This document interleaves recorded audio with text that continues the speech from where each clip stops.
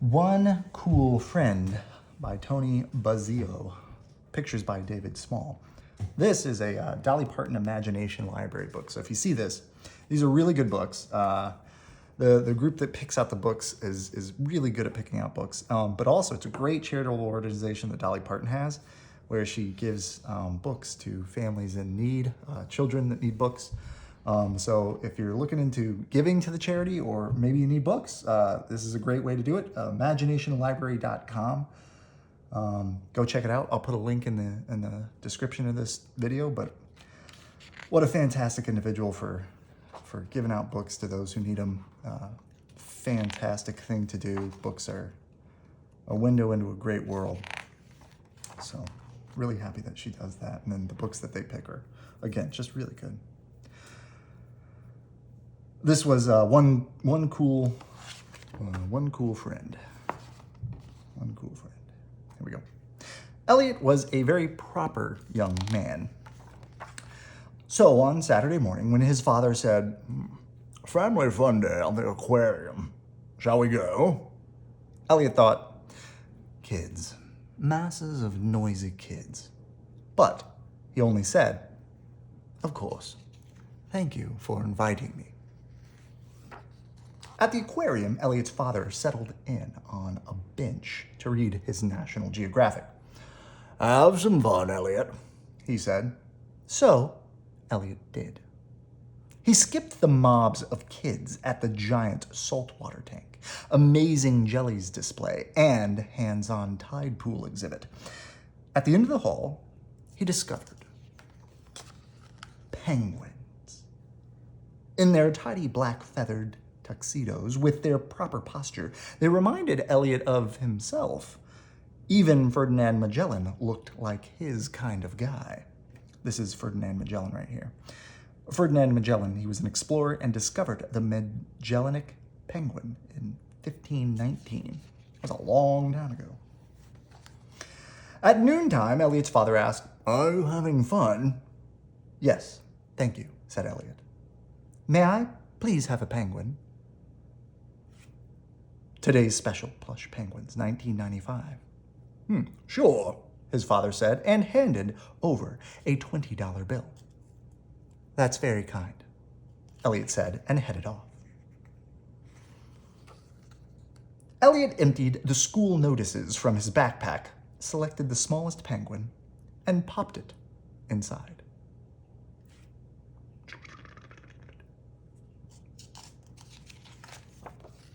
His father asked, "Where's your penguin?" "In my backpack," Elliot said. "Thanks for asking." In his room, Elliot dialed the air conditioner down to its coldest setting. "Maybe you'd like to skate?" Elliot asked. "Rah," said Magellan.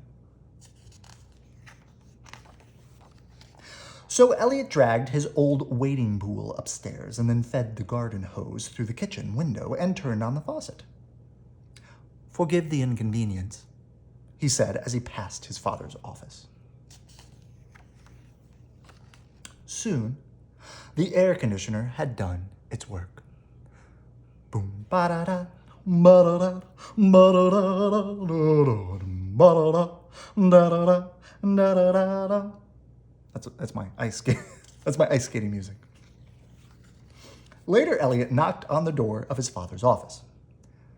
"I have some research to do at the library about Magellan." "When I was in 3rd grade, I got Captain Cook," his father said. "Where did you keep him?" Elliot asked. But his father had already returned to charting the changing boundaries of the Great Barrier Reef. Elliot and Magellan rode to the library. When Elliot set him on the librarian's desk, Magellan held completely still. Miss Stanbridge didn't blink an eye, even when Magellan blinked his. She helped them access www.penguinsonice.com, copy pages from Antarctic Antidotes, and borrow Best Behavior for Birds. On the way home, Elliot stopped for 8 bags of ice and a snack. Luckily, his father's $20 bill was just enough to cover it. "How did the research go?" Elliot's father asked from behind an atlas. Great. Magellan was perfect, Elliot said. Just like Captain Cook, his father said. Elliot read his library book aloud while Magellan cooled down. They shared a bag of goldfish crackers, but Magellan was still hungry. May I please bake frozen pizzas for supper? Elliot asked.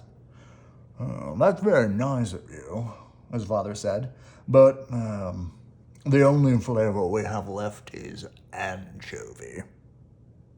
Perfect, Elliot said. Magellan loves them. That evening, Elliot heard his father rummaging for ice cream.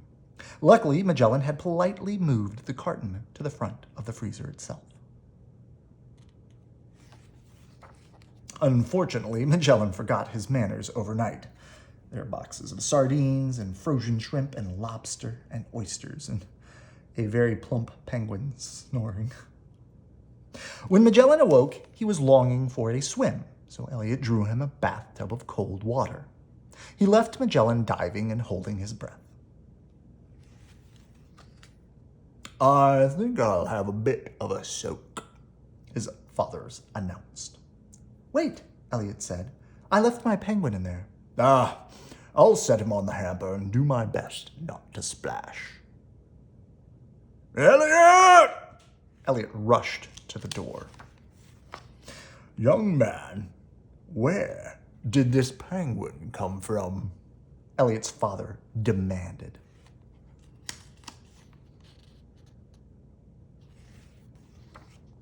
The southern tip of Argentina, Elliot's father said. That's right, his father said. As for Captain Cook, he added, he came from the Galapagos Islands.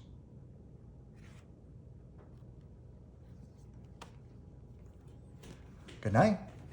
I love you.